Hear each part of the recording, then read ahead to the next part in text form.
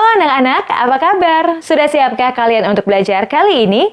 Kali ini kita akan masuk ke pelajaran 3.1 untuk menelaah struktur kebahasaan teks fabel. Sudah siap? Anak-anak, tujuan pembelajaran kita kali ini agar kamu mampu menelaah struktur kebahasaan teks fabel.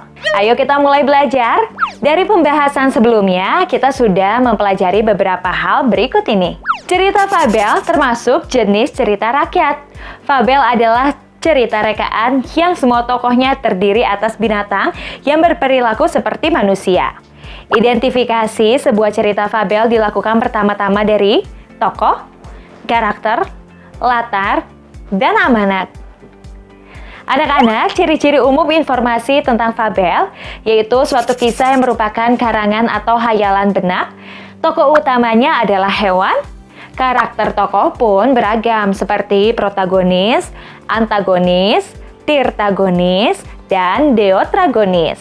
Perselisihan cerita fabel juga menyerupai persoalan manusia, latar belakang, tempat, dan waktu, mengandung pesan moral.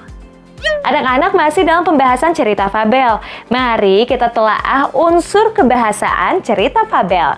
Anak-anak, berikut struktur penulisan cerita fabel. Yang pertama, orientasi. Pengenalan tokoh, latar tempat, dan waktu merupakan bagian awal cerita. Itu disebut orientasi dari cerita fabel. Berikutnya, komplikasi. Pada bagian ini, karakter dan watak tokoh dalam cerita mulai terlihat dan dipaparkan dengan jelas. Konflik atau permasalahan dari cerita sudah muncul, yaitu bagian inti cerita. Berikutnya, resolusi. Pada bagian cerita ini, solusi dari permasalahan tokoh dipaparkan dan akan dibuat sangat kreatif agar pembaca tertarik. Berikutnya, koda. Koda merupakan bagian akhir dari cerita yang berisi simpulan. Bagian akhir ini juga memuat amanat yang dapat merupakan tujuan dari penulisan cerita tersebut. Anak-anak, simaklah cerita fabel berikut ini. Keserakahan buaya. Alkisah, hiduplah seekor buaya di tepi danau. Buaya tersebut berukuran besar dan sangat kuat dibandingkan buaya lainnya. Suatu ketika buaya sedang menepi di pinggir danau dan menyadari bahwa sudah 3 hari dirinya tidak makan karena tidak ada mangsa di sekitar danau. Oleh karena itu, pergilah buaya ke danau lain di dalam hutan untuk mencari makan. Setelah berjalan cukup jauh, buaya melihat seekor angsa yang sedang berenang. Seketika dengan cepatnya, buaya berhasil menangkap angsa dan membawanya ke tepi danau bersiap untuk menyantap angsa tersebut. Namun, angsa yang lemah berkata, "Buaya, tolong jangan makan aku. Aku sangat kecil dan dagingku tidak banyak. Akan lebih baik jika kau makan rusa yang di tanah lapang sana," pinta angsa. Mendengar perkataan angsa yang menyebutkan kata rusa, membuat buaya melepas cengkramannya dari angsa itu dan mulai berjalan menuju tanah lapang yang ditunjuk oleh angsa. Sesampainya di lapang, buaya melihat sekumpulan rusa dengan makan rumput. Buaya pun langsung mengintai dan memutuskan untuk memangsa seekor anak rusa kecil yang jauh dari induknya. Seperti angsa, rusa tersebut dengan mudahnya tertangkap oleh buaya dan diseret hingga jauh. Rusa yang ketakutan terisak seraya berkata, "Buaya, aku masih dalam masa pertumbuhan. Dagingku belum sepenuhnya berkembang dan juga sangat tipis. Alangkah lebih enak jika kau memakan daging kuda Nil yang di kubangan lumpur sana. Daging mereka lebih tebal dan besar. Kau pasti akan sangat kenyang dan puas." Mendengar itu, perut buaya yang sudah sangat lapar pun memutuskan untuk berjalan menuju kubangan lumpur. Setiba di kubangan lumpur, terlihat banyaknya kuda Nil sedang berendam karena terik matahari yang sangat dahsyat. Buaya yang sudah sangat lapar dan lemas tanpa pikir panjang menggigit salah satu kuda Nil yang terdekat. Namun, kulit kuda Nil yang tebal membuat gigitan buaya tidak kuat dan dirinya dikelilingi oleh banyak kuda Nil yang berbadan sangat besar, jauh lebih besar darinya. Hingga salah satu induk kuda Nil yang marah karena anaknya menjadi mangsa menginjak badan buaya. Buaya yang sudah sangat lemah tidak dapat berlari atau bahkan berteriak untuk minta tolong.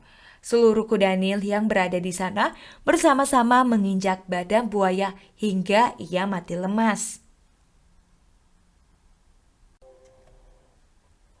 Keserakahan buaya karena ingin mendapatkan makanan yang lebih besar membuatnya mendapat malapetaka. Sebaiknya buaya menerima pemberian kecil yang ada di hadapannya dan bersyukur masih ada yang bisa ia makan. Namun, hal tersebut tidak terjadi. Justru buaya ingin hal yang lebih besar dan lebih besar, hingga bencana menimpanya. Orang yang tidak dapat bersyukur atas apa yang dimilikinya akan berakhir seperti buaya, yaitu terkena dampak karena keserakahannya. Bersyukur atas apa yang dimiliki akan membuat bahagia, bukan bahagia yang membuat bersyukur. Anak-anak, marilah kita menelaah struktur cerita fabel tersebut. Berikut orientasi. Alkisah hiduplah seekor buaya di tepi danau. Buaya tersebut berukuran besar dan sangat kuat dibandingkan buaya lainnya. Suatu ketika buaya sedang menepi di pinggir danau dan menyadari bahwa sudah 3 hari dirinya tidak makan karena tidak ada mangsa di sekitar danau. Oleh karena itu, pergilah buaya ke danau lain di dalam hutan untuk mencari makan. Komplikasi. Setelah berjalan cukup jauh, buaya melihat seekor angsa yang sedang berenang. Seketika dengan cepatnya, buaya berhasil menangkap angsa dan membawanya ke tepi danau, bersiap untuk menyantap angsa tersebut. Namun, angsa yang lemah berkata, "Buaya, tolong jangan makan aku. Aku sangat kecil dan dagingku tidak banyak. Akan lebih baik jika kau makan rusa yang di tanah lapang sana," pinta angsa. Mendengar perkataan angsa yang menyebutkan kata rusa, membuat buaya melepas cengkramannya dari angsa itu dan mulai berjalan menuju tanah lapang yang ditunjuk oleh angsa. Komplikasi. Sesampainya di lapang, buaya melihat sekumpulan rusa dengan makan rumput.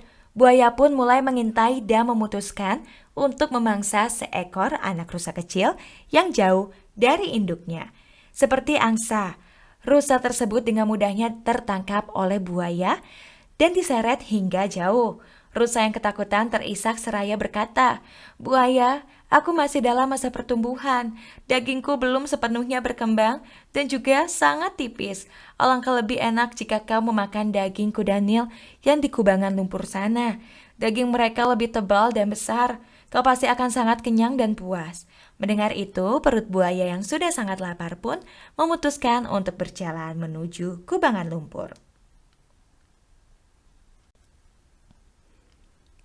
Resolusi. Setiba di kubangan lumpur, terlihat banyaknya kuda Nil sedang berendam karena terik matahari yang sangat dahsyat. Buaya yang sudah sangat lapar dan lemas tanpa pikir panjang menggigit salah satu kuda Nil yang terdekat. Namun, kulit kuda Nil yang tebal membuat gigitan buaya tidak kuat dan dirinya dikelilingi oleh banyak kuda Nil yang berbadan sangat besar, jauh lebih besar darinya. Hingga salah satu induk kuda Nil yang marah karena anaknya menjadi mangsa, menginjak badan buaya. Buaya yang sudah sangat lemah tidak dapat berlari atau bahkan berteriak untuk minta tolong. Seluruh kuda Nil yang berada di sana bersama-sama menginjak badan buaya hingga ia mati lemas. Koda. Keserakahan buaya karena ingin mendapatkan makanan yang lebih besar membuatnya mendapat malapetaka. Sebaiknya buaya menerima pemberian kecil yang ada di hadapannya dan bersyukur masih ada yang bisa ia makan. Namun, hal tersebut tidak terjadi. Justru buaya ingin hal yang lebih besar dan lebih besar, hingga bencana menimpanya. Orang yang tidak dapat bersyukur atas apa yang dimilikinya akan berakhir seperti buaya, yaitu terkena dampak karena keserakahannya. Bersyukur atas apa yang dimiliki akan membuat bahagia, dan bukan bahagia yang membuat bersyukur. Anak-anak, selanjutnya kita akan menelaah unsur kebahasaan dalam cerita fabel, yaitu penggunaan kata kerja. 1. Kata kerja transitif. Kata kerja yang membutuhkan objek. Contohnya, melihat seekor angsa.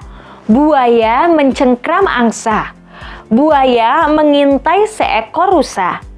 Berikutnya, kata kerja intransitif, yaitu kata kerja yang tidak membutuhkan objek. Contohnya, kuda Nil sedang berendam, angsa mulai berjalan. Berikutnya, kata sandang. Kata sandang, si, dan sang merupakan jenis kata sandang yang letaknya di depan kata benda atau kata sifat. Penulisan si terpisah dari kata yang mengikutinya dengan menggunakan huruf kecil untuk nama tokoh atau diri. Yang mengikutinya ditulis dengan menggunakan huruf besar. Contohnya seperti ini: si buaya, si kelinci, si anjing, dan lain-lain. Berikutnya menggunakan kata keterangan untuk menggambarkan latar. Pada bagian orientasi, kata keterangan tempat dan waktu digunakan. Contohnya, pada suatu masa, pada suatu hari, ketika malam tiba, di hutan, di tepi sungai, dan lain-lain. Berikutnya menggunakan kata hubung kronologis waktu. Penggunaan kata hubung untuk menunjukkan urutan terjadinya suatu peristiwa. Contohnya, akhirnya, lalu, kemudian, setelah itu. Anak-anak, pelajaran 3.1 sudah selesai. Sekarang kerjakanlah latihan yang terdapat dalam buku kegiatanmu. Ayo semangat!